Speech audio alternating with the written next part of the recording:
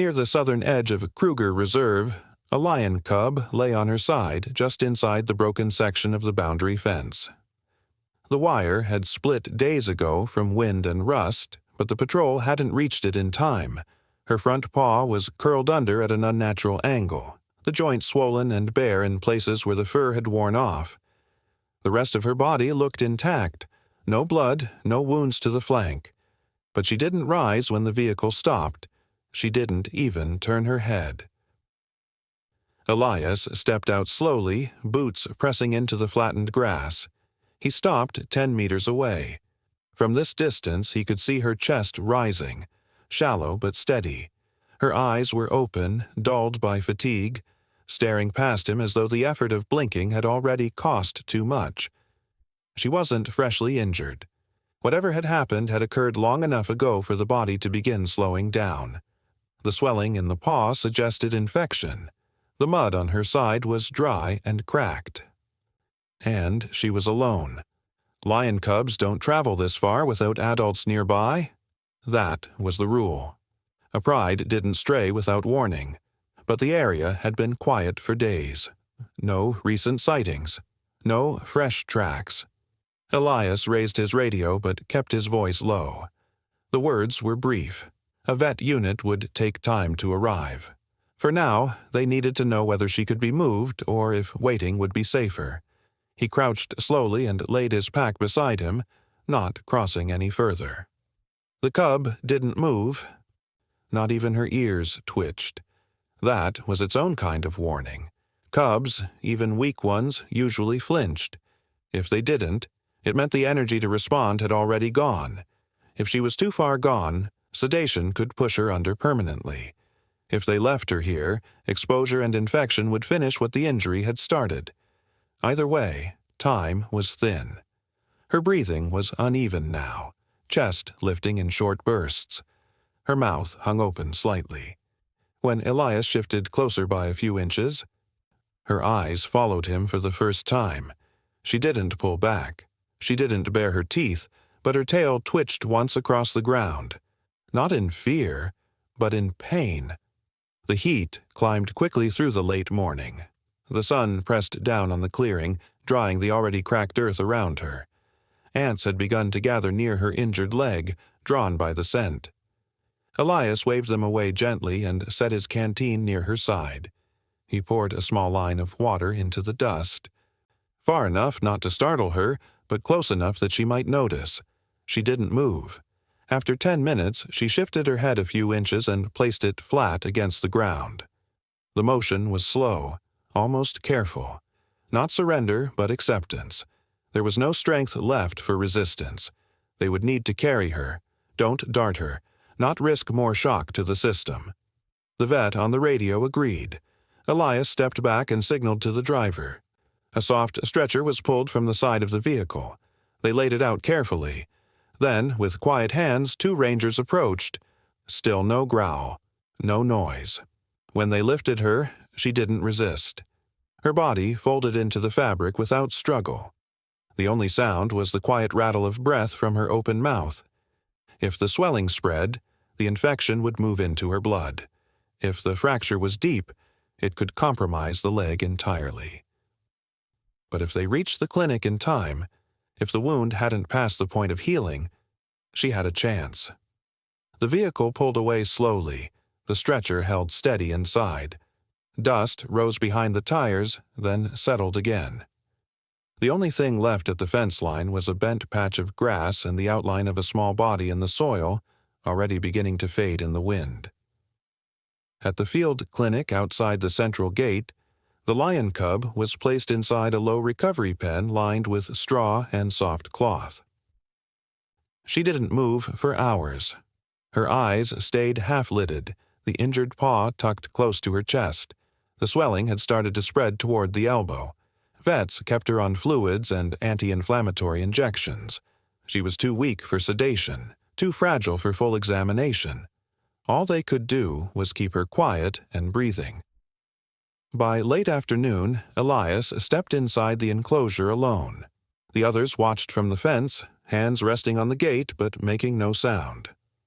The cub lifted her head when Elias entered, just enough to register the change in light.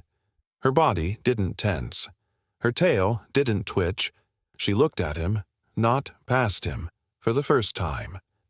Elias knelt a few meters away. He didn't bring tools, didn't carry food. He only sat. His movements were slow, shoulders low, posture neutral. The cub watched him with eyes still wide from fatigue. After a moment, she rested her head back on the folded blanket, letting it turn slightly to the side, exposing more of her rib cage. The gesture wasn't trustworthy. It wasn't fear either. It was something simpler. Allowance. In the wild, injured animals avoid eye contact. They hide. They stay silent and disappear if they can. But she didn't look away. Her body held still, but her eyes followed. Elias lowered his hands to the ground and spoke once, almost under his breath. "Okay." That was all. Her sides rose slowly with each breath. The swelling had edged past the joint now. The vet had said it wasn't a clean break, just a hard impact, maybe from a fall, maybe a twist in a chase. But the infection was still a threat. Her temperature remained high, her appetite absent. If she didn't eat by nightfall, they'd need to shift to stronger medication. That carried risks of its own. Elias remained where he was. He didn't reach out. He didn't move closer. But after 10 minutes, the cub blinked once, slowly, and shifted her weight just enough to stretch her good leg outward. A small dust cloud rose where her paw pressed into the straw.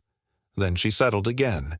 From the other side of the pen, one of the young assistants whispered, "She's letting him stay." That changed everything.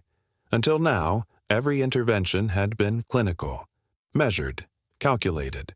But this, her calm, her gaze, her stillness in the presence of a man, allowed the team to approach differently. Later that evening, the vet was able to kneel beside her and clean the exposed skin around the wound without full sedation. She didn't flinch. Her eyes followed his hands but never closed. By the time the light began to fade, her body had shifted slightly. No longer curled in on itself, but angled toward the center of the pen. Her breath had steadied. The line of her spine no longer trembled when touched. She hadn't eaten, but she hadn't resisted either. That small permission meant there was still space to work. If her strength held, they could begin a longer course of antibiotics. If it dropped again, they'd lose time, and the window would close. Each hour mattered. Elias stepped out quietly, closing the gate behind him. The others stayed behind to prepare the evening rotation. As the wind picked up outside and the shadows lengthened across the reserve, the cub remained where she was. Not hidden, not fleeing, just still. Watching the spot where he'd sat. The wind came in low just after midnight, carrying dust and the faint hum of insects through the dry clearing. The cub slept beneath a canvas lean-to at the edge of the outpost, her body curled lightly, the bandaged paw extended just far enough to rest on the straw.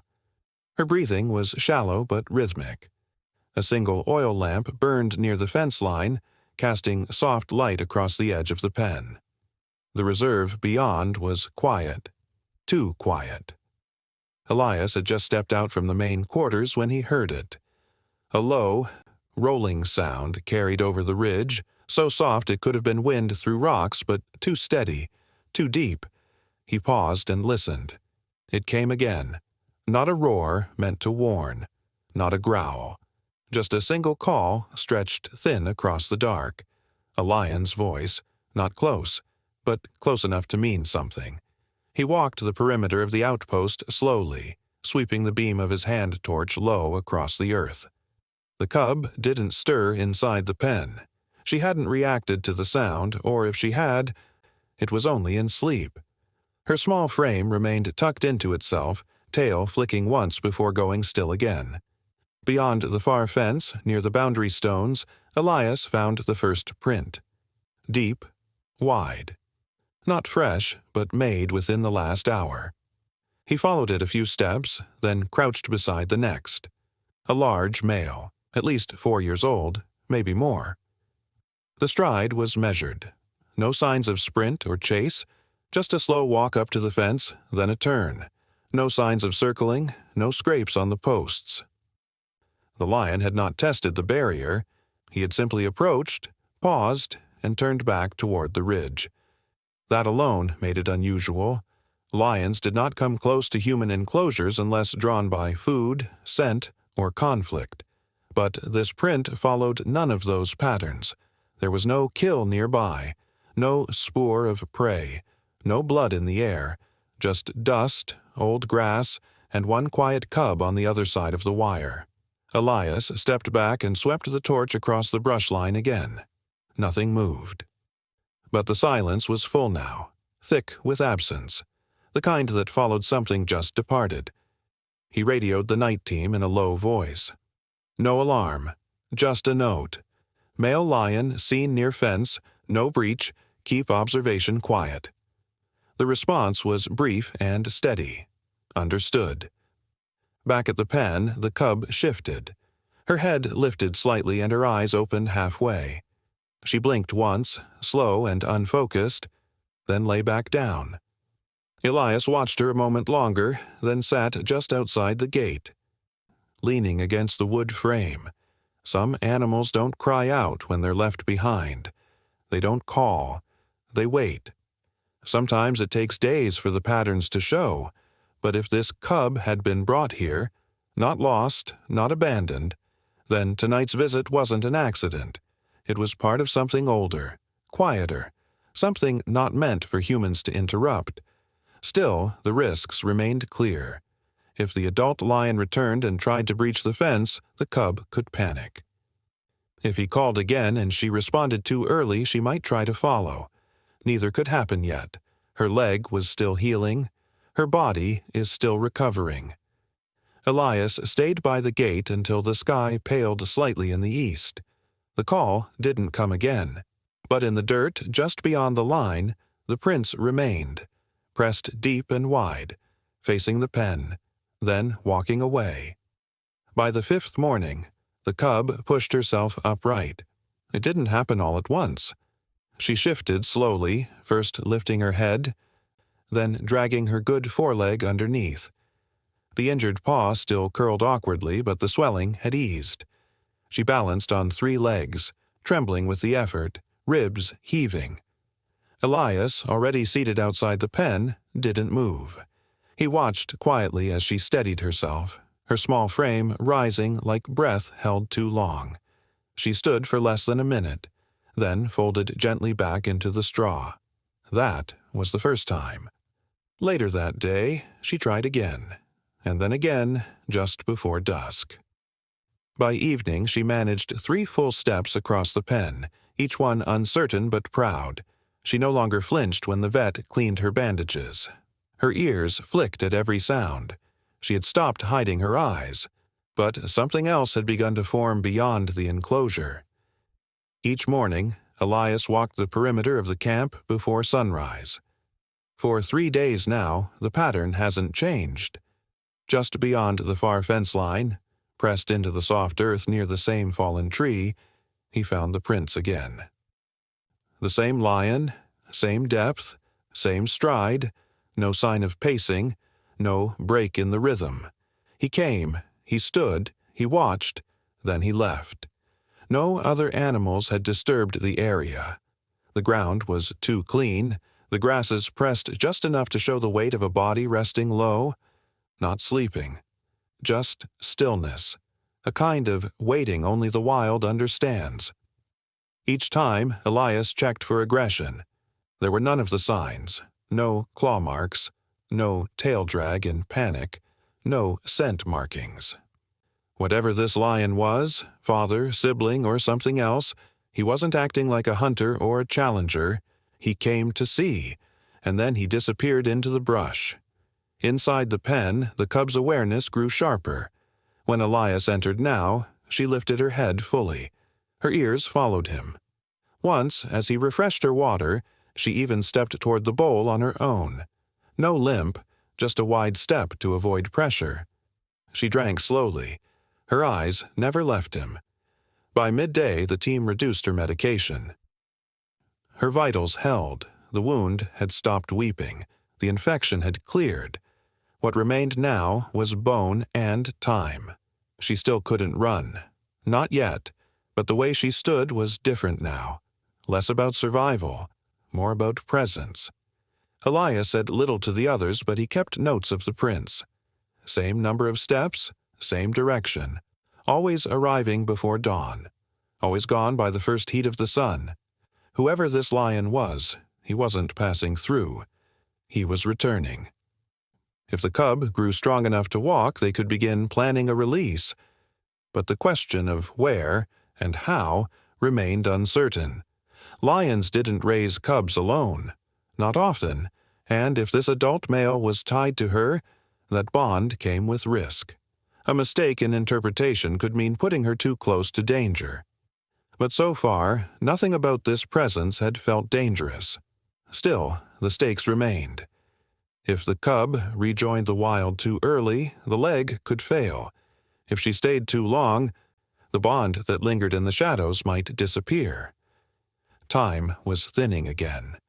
Not just for healing, but for choosing when to let her go. That evening, Elias sat again near the edge of her pen. The wind passed through the trees behind them. The cub lay curled in the straw, eyes open, tail resting still. Beyond the fence, across the empty stretch of brush, the last light bent through the tall grass. No sound came, but somewhere out there, something waited. Just after sunset on the 7th day, the quiet folded in early. The wind dropped low and the grasses beyond the outpost barely moved. The cub had begun sleeping more soundly now, curled deep into the corner of the pen, her breathing soft and even. She could rise now without stumbling. Her bandages had been removed, leaving clean, dry skin stretched tight over a pale scar. Her strength was returning, but the question of release still lingered in quiet conversations outside the gate. That evening, Elias walked the outer perimeter one last time before turning in.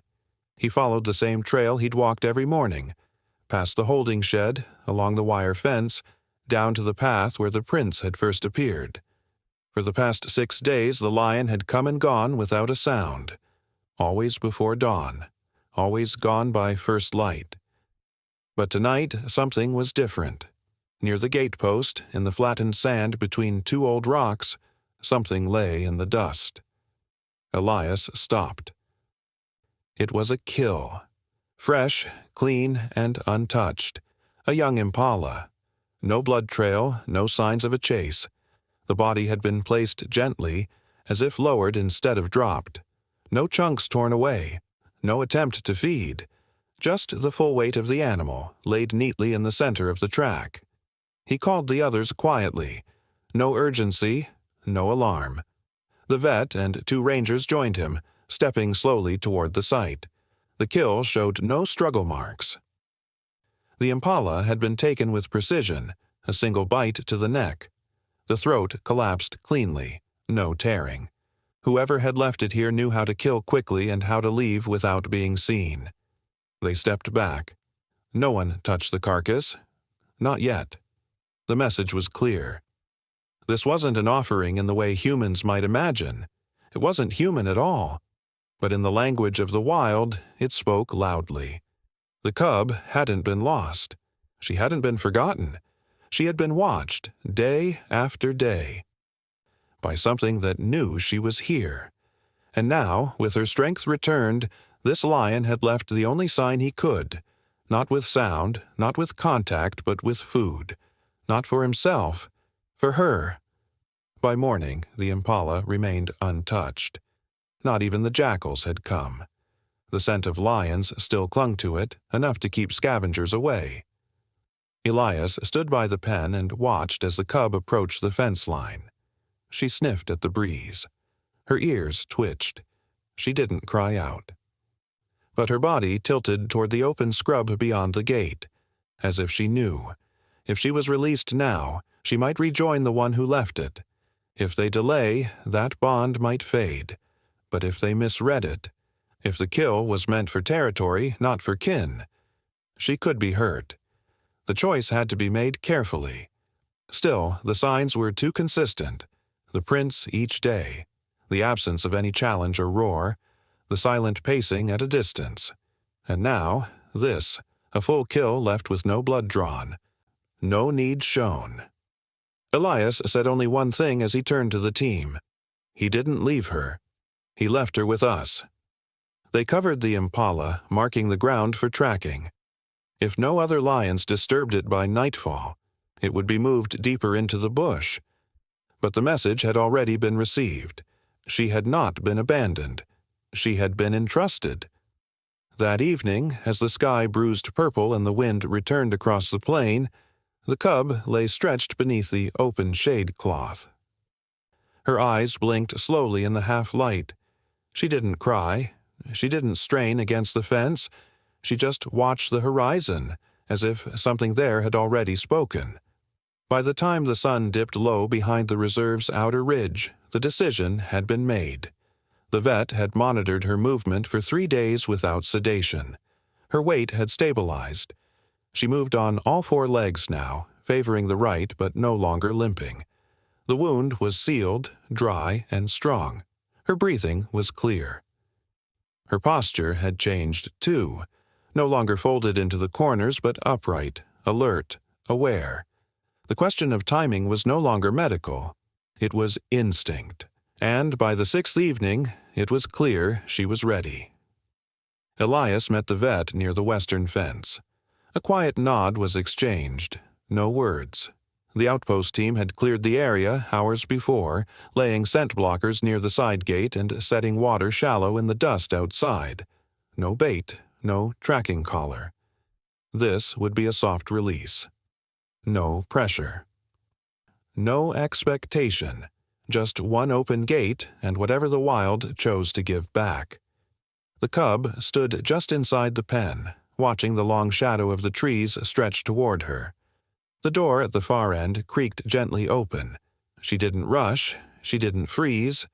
Her body turned naturally toward it, as if she had already sensed its purpose. Elias walked to the gate and slid the latch free. It clicked once. The door eased outward on its own weight. The breeze carried through the opening, brushing across her fur. She tilted her head slightly. Then I took a step. One paw moved forward. Then another. No stumbling. No fear. She passed the threshold with her shoulders high and her tail low, glancing neither right nor left. Her body moved with slow intention. Not hesitation. Not defiance. Just a knowing calm, as though she'd been waiting for this precise hour. The grass beyond the gate parted easily. Low scrub, soft dust, a narrow footpath. She paused once near a dry patch of sand, scenting the air.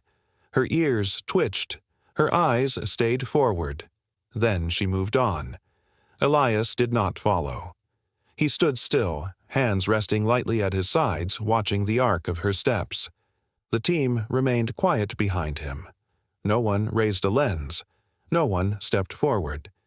Some animals teach that silence is not absence. It is grace. She moved out of view after 60 meters, disappearing behind a line of silverbrush trees that had begun to bloom too early this season. Her shape dissolved into the shadow they cast. If she faltered, they could not help. If the wild rejected her, they would not interfere. But the way she walked, the steady pace, the calm tail, the absence of looking back, carried its own language. She had been seen, she had been guarded, and now she would choose her own return. The wind shifted once more, curling across the dust near Elias's boots. The outpost fell still. The last rays of light slid down the ridge behind them. She was gone. Not vanished, just gone in the right direction. At first light, the dust lay flat across the reserve like silk, undisturbed by wind or hoof. Elias and 2 other rangers stepped out just after dawn, following the soft line of the cub's departure. Her release the night before had gone without disruption. No calls, no sudden turns, just a clean walk through the open gate and into the bush. Still, they needed to be sure. not to interfere, only to understand where she had gone.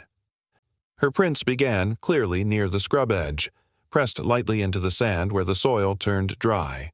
Small, rounded, close together, the gait of a still-healing body. No drag, no blood. She had moved slowly but without strain. The tracks led westward, curling through low brush, skirting a patch of dry thorn and into the shallow basin of an old riverbed. Elias stopped there first. The dust held every detail. Her prints shifted pattern. Wider now, more stable. She'd walked with more confidence here, her paws spreading naturally in the soft sand. But 20 meters in, something changed. A second set of tracks appeared. Larger. They came in from the side, not cutting across hers, but joining. One broad paw, then another, each pressed deeper than hers. The stride matched hers after just a few steps. Not behind, not ahead, beside. The prints ran parallel for a full 30 meters before the dry grass took them again. The men crouched without speaking. The second lion had joined her in the night. No sign of chase, no sign of aggression, just presence. The dust told the story with the clarity of ink, the way their strides met, adjusted, and held. Not dominant, not fearful, just shared. They tracked the twin paths for another half hour, through the rise and fall of the dry gully, past scattered brush into a clearing where the earth hardened again. There, the prints faded. Grass resumed its sway. The wind erased the rest. But they had seen enough. Elias stood and looked out over the line of trees ahead. No movement, no sounds, just stillness, heavy with meaning. The cub had not walked into the wild alone. And the lion who had waited near the gate for days, the one who left gifts in silence, the one whose scent marked no territory, had not left her. He had waited, without force, without approach, just wait. That was a miracle. The rangers didn't press further. They turned back the way they came, leaving the last stretch of the trail untouched. There was nothing more to learn that the dust hadn't already given them. By the time they returned to the outpost, the sun had lifted fully above the trees. The clinic tent was quiet. The pen was empty, and on the low rail just outside, a single tuft of light-colored fur clung to a splinter in the wood, fluttering once in the breeze. Some stories end not with sightings, but with proof left underfoot, signs that something unseen had been patient, faithful, real. And when the cub walked forward, she hadn't been found. She had joined. The sky turned pale by mid-morning, the kind of dry, colorless blue that promised heat but gave nothing else away. At the edge of the bush line, where the old riverbed met the taller grass, two sets of paw prints curved into the wind. They had walked there just before sunrise, side by side, then vanished into the reeds. No sound had followed, no warning call or territorial cry, just the hush of their passing. From the high outpost near the ridge, Elias stood leaning on the gate rail. He'd come out before first light, not to track, not to search, just to look. He knew the prince would be there again, one last time. The smaller, rounder set had widened over the past days, no longer tentative, no longer favoring the front paw. The larger set remained steady, as always, each step measured, placed, present. He didn't radio the others. There was nothing to report now. The pen had been cleared. The medical file closed. The food stations were taken down.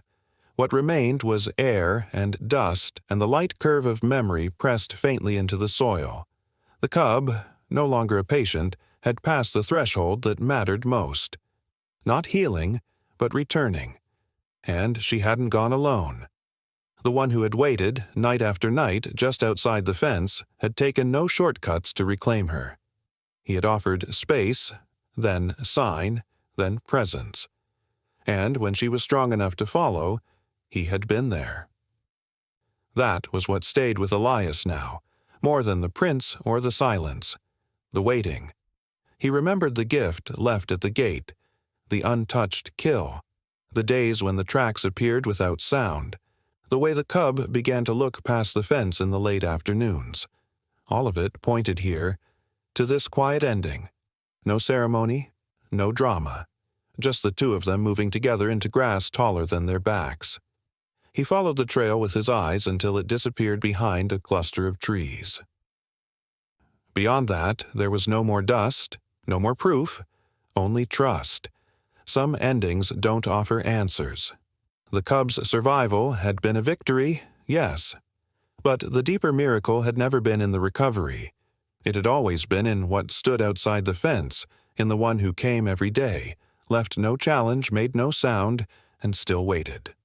Elias stepped away from the rail and sat on the low bench beneath the shade tree. He could hear nothing now but the rustle of leaves and a lazy wind, and the occasional call of a bird shifting in the higher branches.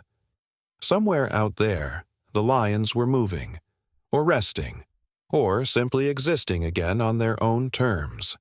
The prince would fade by evening. The breeze would see to that. But for now, they remained. Two paths side by side heading east into the tall grass. No bend, no turning back, only distance. Elias stayed a little longer, just enough to remember how still it had felt. The hour when no one spoke, and everything that mattered had already passed through the gate.